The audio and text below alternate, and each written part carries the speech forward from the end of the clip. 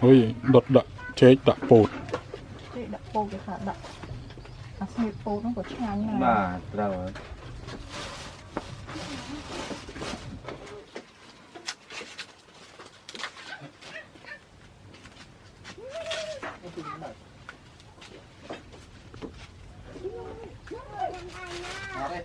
chọn lên tiếng mặt bài không nào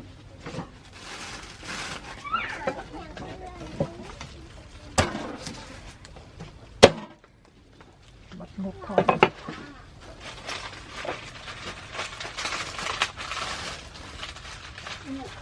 đọt thời nó đọt mòn mỗi bán pin hả tham mòn po mà không miên Coca mà dùng chơi ta đây cao này Coca rồi cái bộ miên đấu vào ba này tạo miên không nếu đọt Coca miên đây phải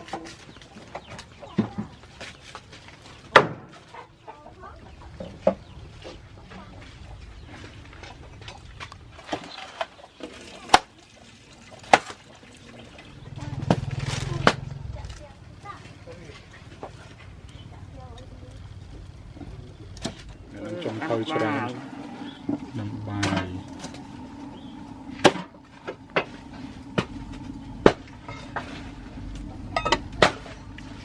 một đợt tay ông chơi một snip bột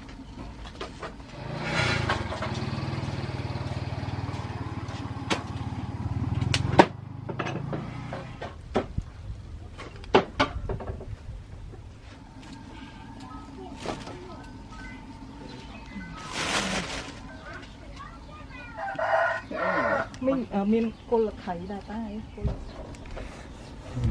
món đợt tay ông chơi món đợt Coca tay ông chơi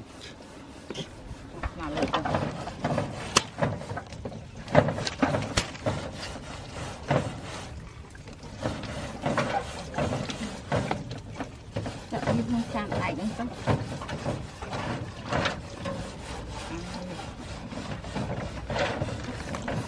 chạm lại cái tất cả tức là ông liên tập mặt nó có ba liên tập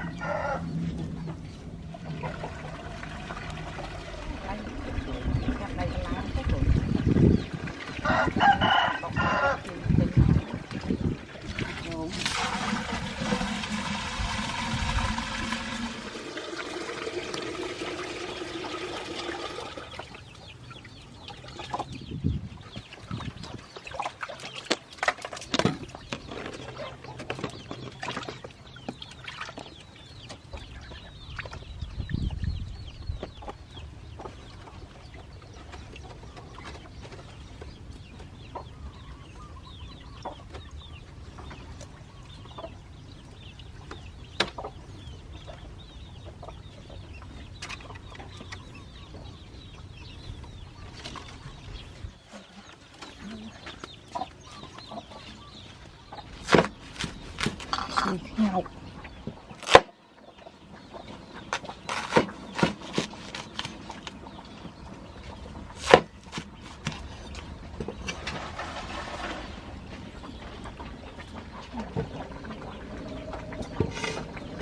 chẳng có thịt gì trong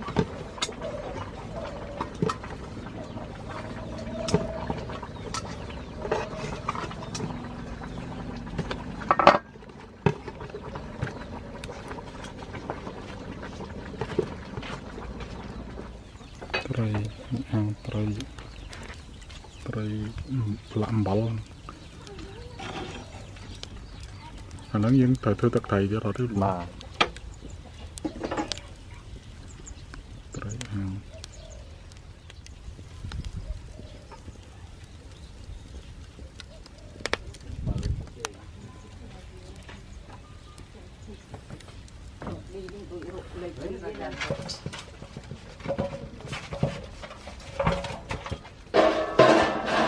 Cũng sâu đậm có quy tắc rốt đi tí chút. Chà. Rốt đi đó cái chiết chim. Bò lông prái gì. Lắm nghĩ đôi sờ bụng.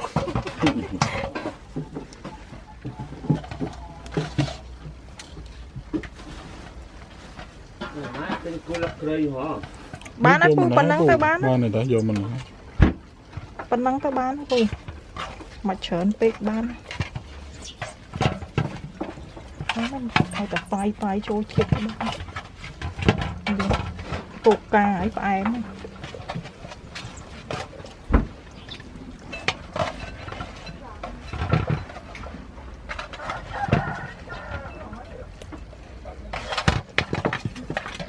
Chót nó mày. Chua rồi đó tôi nào.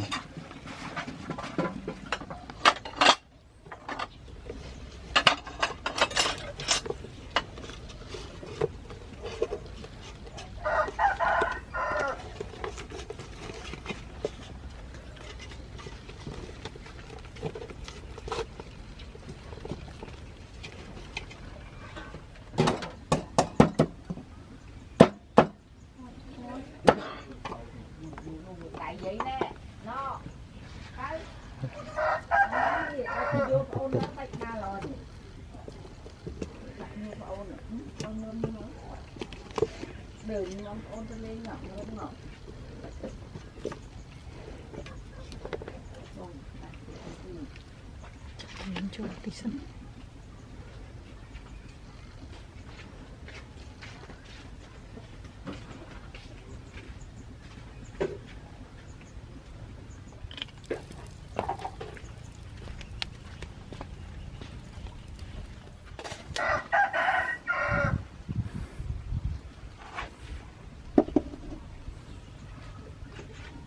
Cài mít. Đã sân.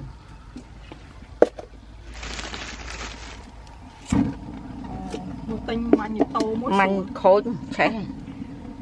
Crop còn. Ở gì vậy? Tích chấm. Tầm anh mài. Đây.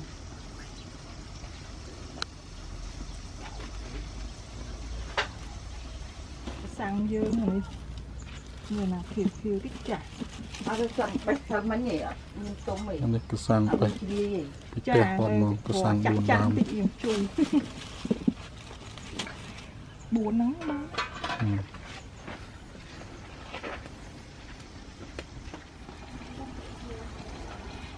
Cục cá. Một đợt cục cá.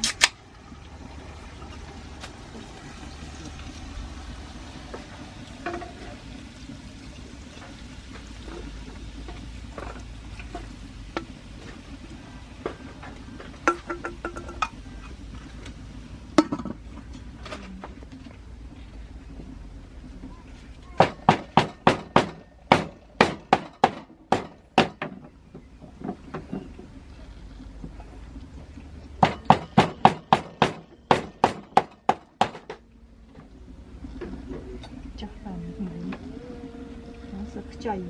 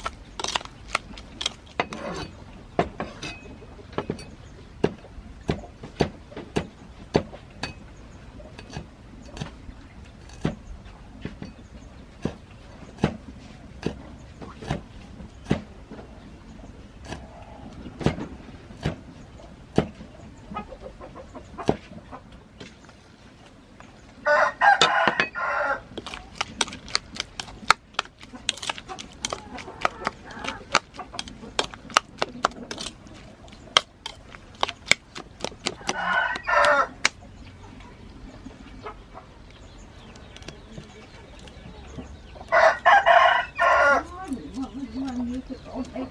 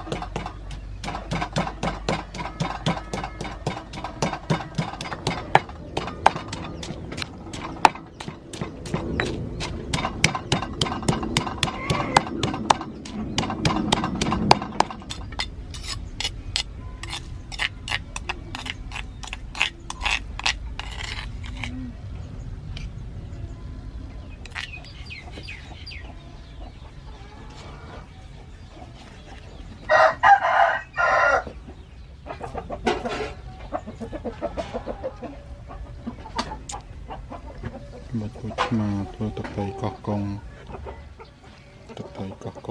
bốc luôn anh tập tay cọc công nhằm chìm mùi món có bán nhằm tập tay cọc công còn miền tập tay cọc công rồi rau nói này tầm món làm con chắn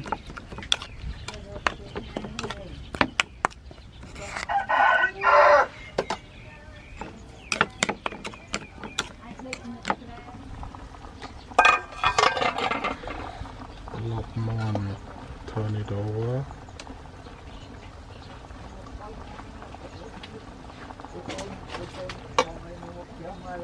sót rồi sót cái gì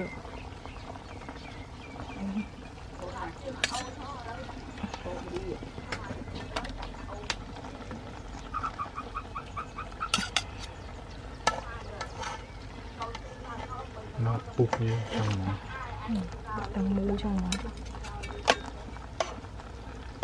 nó dùng chơi xuống lòng mà rồi ok